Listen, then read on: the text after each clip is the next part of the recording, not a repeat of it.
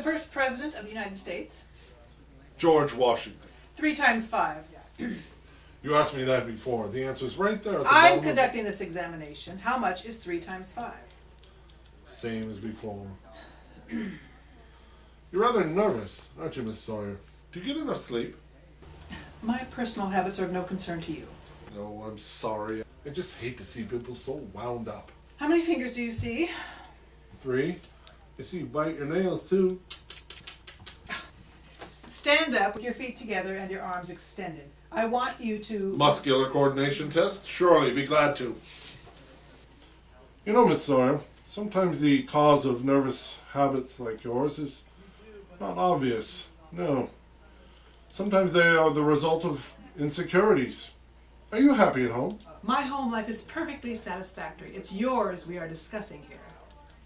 I have grave concerns about anyone who dresses up like Santa Claus.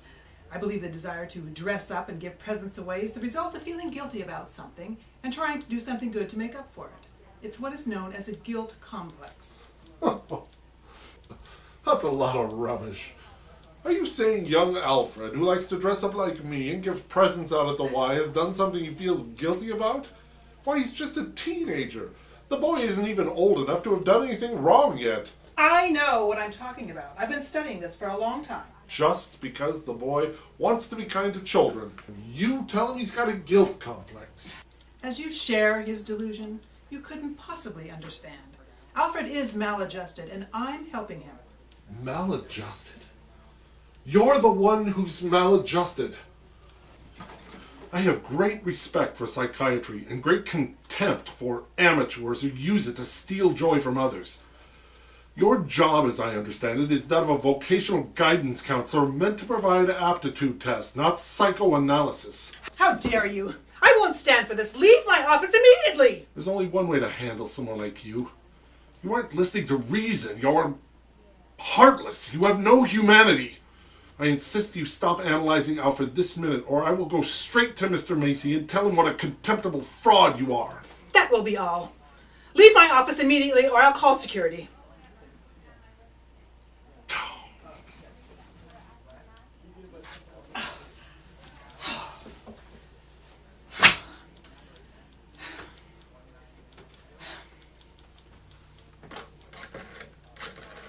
Mrs. Walker, would you please come to my office? I would like to talk to you about this Kringle.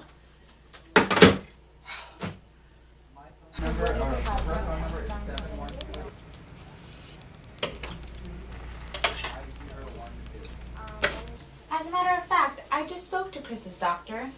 He had a feeling we'd have some questions about him right about now. After giving this man a comprehensive examination, it is my opinion that he should be dismissed immediately and probably institutionalized. Really? He didn't answer correctly? Well, yes, he did, but he lacked focus, and he kept challenging my authority. I've made a great study of abnormal psychology, and I've learned from experience that when the delusion is challenged, the deluded is apt to become violent. But people are institutionalized to prevent them from hurting themselves or others. Chris's doctor assures me he has a delusion for good. He only wants to be helpful and friendly. He said that if you tell him there is no Santa Claus, he'll argue the point, but he'll not become violent. His whole manner suggests aggressiveness. Just look at the way he carries that cane. He's never without it. I know Chris always carries a cane, but surely you're not implying he'd use it as a weapon. Mrs. Walker, I can't terminate this man. That's up to you. But you asked my opinion. So when he exhibits his latent maniacal tendencies, which I assure you he will, you understand the responsibility is yours.